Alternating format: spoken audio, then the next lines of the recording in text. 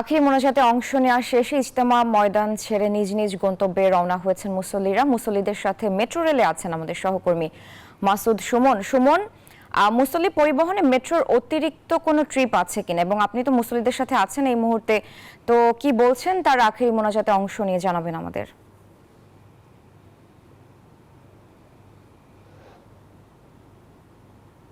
ধন্যবাদ মেহজাবিন।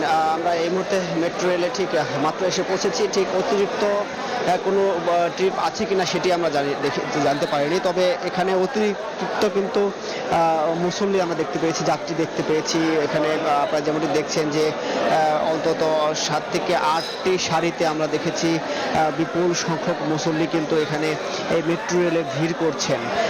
ঠিক আমরা যেমনটি আপনাদের এর আগেও বলেছি যে এই আখিরি মোনাজাত চলাকালীন উপলক্ষে কিন্তু যানবাহনের গণপরিবহনের এই যাতায়াতের চলাচলে একটি নিষেধাজ্ঞা ছিল। সেটি এপাশে ঠিক বিমানবন্দর বা ওপাশে ভোগড়া এবং আশুলিয়া পর্যন্ত থাকায় এবং এই দিকে ঢাকার যাত্রীদের কিন্তু দীর্ঘ পথ পায়ে হেঁটে তার নিজ গন্তব্যে পৌঁছতে হয়েছে, ফলে তারা সেই যাত্রাটি সংক্ষিপ্ত করার জন্য কিন্তু মেট্রো রেলে ভিড় করছে। আমি এই মুহূর্তে ঠিক উত্তর স্টেশনে রয়েছি। আমরা এখানে যেমনটি দেখেছি এর আগেও কিন্তু যাত্রীদের সংখ্যা ব্যাপক চাপ পড়ে।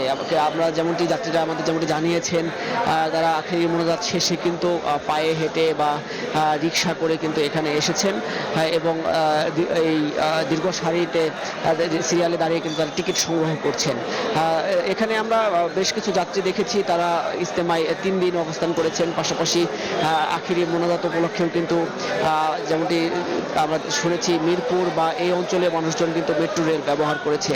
আর বেশিরভাগ যাত্রীরাই আমাদের যেমনটি বলছিলেন, যারা 3 দিন অবস্থান করছেন ভেতরে, তারা বলছিলেন তাদের ঠিক পরিবহনগুলো একটু দূরে থাকায় তারা কিন্তু একটু ভোগান্তিতে পড়েছেন। বলছেন এই ভোগান্তিটি কমাতে যারা শুধুমাত্র আখিরি মোনাজাতে আসেন তাদের পরিবহনগুলো আটকে, এবং যারা 3 দিন অবস্থান করে তাদের পরিবহনগুলো ঠিক আশেপাশে রাখার জায়গার বিষয়ে কথা বলছিলেন যে এমনটি যদি করা যায় তাহলে ভোগান্তিটি অনেকাংশেই কমে যেত। তবে সবাই সন্তুষ্টি প্রকাশ করছেন, সুষ্ঠুভাবে আখিরি মোনাজাত সম্পন্ন হয়েছে এবং দেশ ও জাতির কল্যাণে সবাই দোয়া করেছেন। সবাই বলছেন যে এই দোয়া যেন আল্লাহ কবুল করেন, তাদের এই মেহনত যেন আল্লাহ কবুল করেন, এই মেহনতের বিনিময়ে তারা যেন ইহকাল এবং পরকালের শান্তি পান, এমনটি আমাদের জানিয়েছেন। বলছি আমরা যেমনটি দেখেছি তারা কিন্তু সেই সকালে ফজরের নামাজের পরেই কিন্তু তারা ঠিক কুয়াশা ভেদ করে যখন সূর্য ওঠেনি এবং ঠিক শীত ছিল সেই সময়টা থেকেই কিন্তু আখিরি মোনাজাত উপলক্ষে মানুষের ভিড় বাড়তে থাকে ইজতেমা ময়দানে এবং কিছুক্ষণ পরেই কানায় কানায় পূর্ণ হয়ে যায়।